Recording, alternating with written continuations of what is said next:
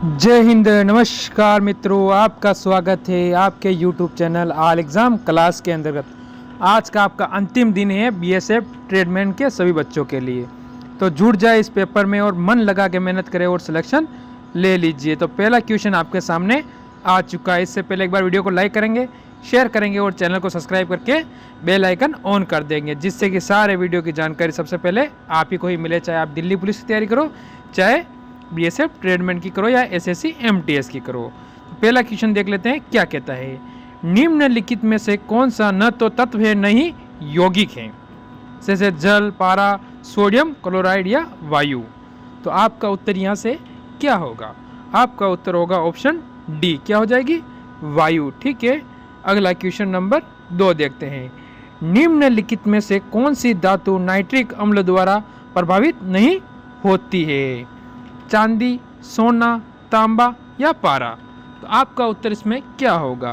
आपका उत्तर होगा option B, यानी सोना। बिल्कुल सही और सटीक उत्तर बन जाएगा। एक वास्तविक गैस दबाव लगाकर तब द्रव में बदली जा सकती है जबकि उसका तापमान क्या होता है? तो ऑप्शन आपका यहाँ से क्या होगा? तो आपका उत्तर होगा यहाँ से बोए के तापमान पर होता है। ऑप्शन आपका यहाँ से बी बिल्कुल सही हो जाएगा।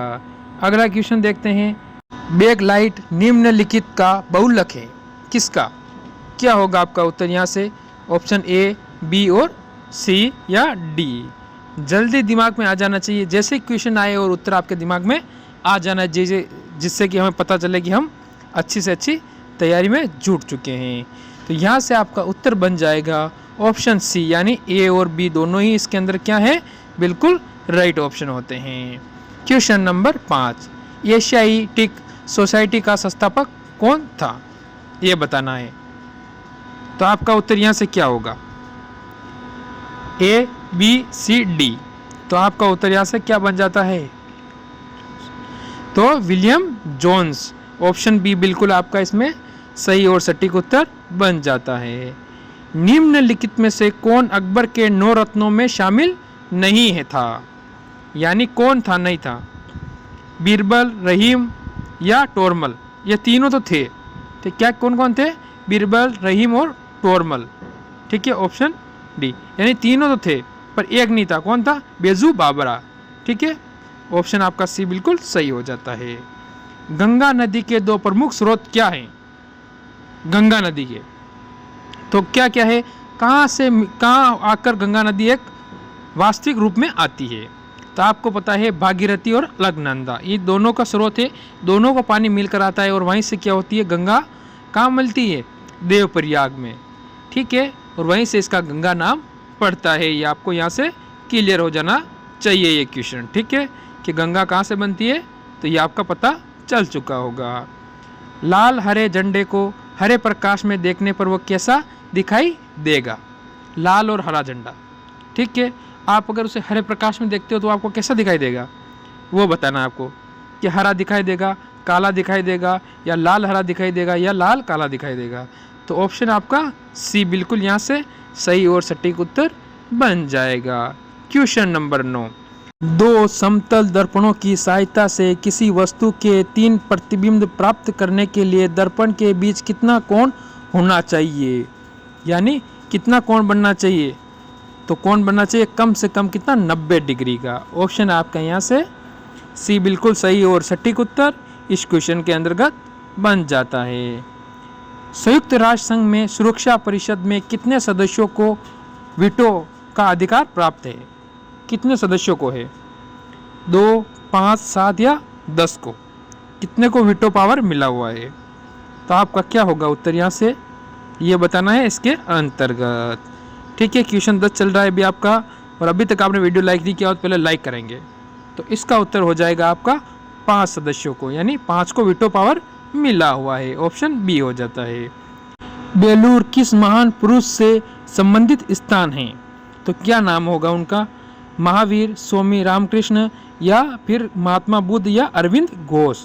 तो आपका उत्तर हो जाएगा यहाँ से ऑप्शन बी बिल्कुल सही और सटीक उत्तर इस क्वेश्चन में बन जाता है।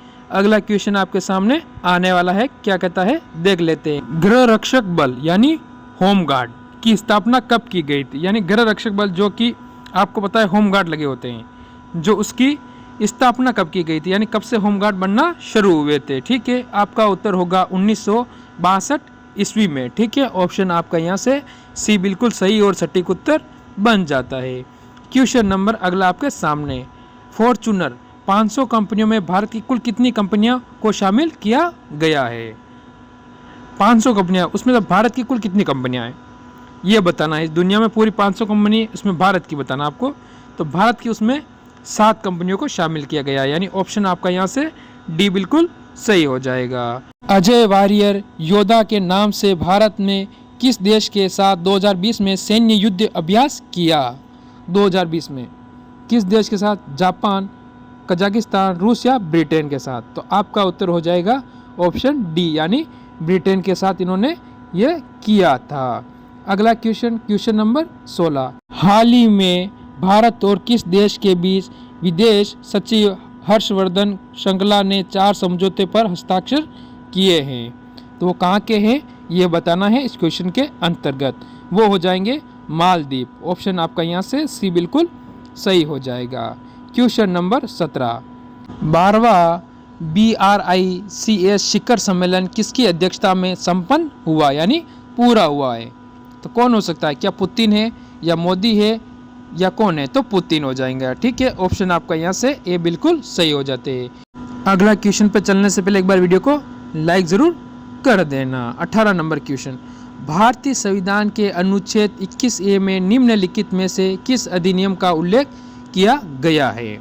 21 में शिक्षा का अधिकार। ऑप्शन आपका ए बिल्कुल सही और सटीक उत्तर बन जाता है। अगला क्वेश्चन क्या कह रहा है? भारतीय संघ, ये हो चुका। भारत के संघ में राज्यों के नाम और सीमा क्षेत्र परिवर्तन का अधिकार निम्नलिखित में से किसको है? संसद को। ऑप्शन आपका यहाँ से कौन सा? बी बिल्कुल सही हो जाता है। अगला क्वेश्चन, भारत के विदेशी मुद्रा कोष में क्या सम्मिलित किया जाता है? तो वहां से क्या किया जाता है? विदेशी मुद्रा परिसंपत्तियां। ऑप्शन आपका ए बिल्कुल सही और सटीक उत्तर इस क्वेश्चन में बन जाता है। ठीक है, क्वेश्चन नंबर 21 आपके सामने आने वाला है। उससे पहले एक बार सभी वीडियो को लाइक करेंगे, शेयर करेंगे और चैनल को सब्सक्राइब करके बेल आइकन को ऑन करेंगे, टक दे कर दे। अगला क्वेश्चन, भारत में रबड़ का सबसे बड़ा उत्पादक राज्य है? केरल, कर्नाटक, महाराष्ट्र और असम। ठीक है, इसमें से एक में चाय ज़्यादा होती है तो एक में रबड़ ज़्यादा होता है। ठीक है, तो कौन कौन सा क्या है ये आपको बताना है इस क्वेश्चन के अंतर्गत। तो आपका उत्तर हो जाएगा यहाँ से केरल। ऑप्शन ए बिल्कुल सही हो जाता है। और इसके बाद असम में आपको पता है चाय सर्वाधिक होती है। चाय का मतलब जो अंग्रेजी होते हैं वो क्या बोलेंगे? Tea tea tea tea tea Bapu चाय। ठीक है, ऑप्शन आपका ए इसमें तो पूरा हो चुका है। अगला क्वेश्चन नंबर 22 देख लेते हैं, क्या कहता है? प्रौद्योगिक क्षेत्र में भारत में महिला रोजगार का सबसे बड़ा नियोता क्षेत्र है? तीसरा, पहला, चौथा या दूसरा? तो आपका उत्तर यहाँ से क्या होगा वो आपको इस क्वेश्चन में क्लियर करना है। ठीक है, तो यहाँ से आपका उत्तर बन जाएगा ऑप्शन कौन सा? डी बिल्कुल सही और सटीक उत्तर इसमें आपका बन जाता है। क्वेश्चन नंबर 23 देखते हैं, भूमध्य सागर सबसे गहरा भाग कहाँ पाया जाता है? जो भूमध्य सागर होता है उसका सबसे गहरा भाग होता है, यानी अंदर वाला भाग, वो कहाँ पर पाया जाता है? उसका नाम क्या है ये बताना है आपको। क्या होगा इस क्वेश्चन के अंतर्गत? ठीक है, तो आपका उत्तर यहाँ से बन जाएगा कौन सा?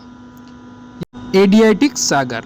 ऑप्शन आपका यहाँ से कौन सा हो? बी बिल्कुल सही और सटीक उत्तर बन जाता है। क्वेश्चन नंबर 24, चौथी बौद्ध महासभा संगीति किसके संरक्षण में संपन्न हुई थी? हर्ष के नहीं हो सकता तो वो होगा कनिष्क के। ऑप्शन आपका बी हो जाता है। कौन सा दिन खिलाफत दिवस के रूप में मनाया जाता है? आज का लास्ट और अंतिम क्वेश्चन, कौन सा दिन मनाया जाता है? वो होगा 27 अक्टूबर 1919। ऑप्शन आपका यहाँ से डी बिल्कुल सही और सटीक उत्तर इस क्वेश्चन में बन जाता है। कितने सही हुए आज की इस क्लास में ज़रूर कमेंट करके बताएं। इसी के साथ जय हिंद, जय भारत।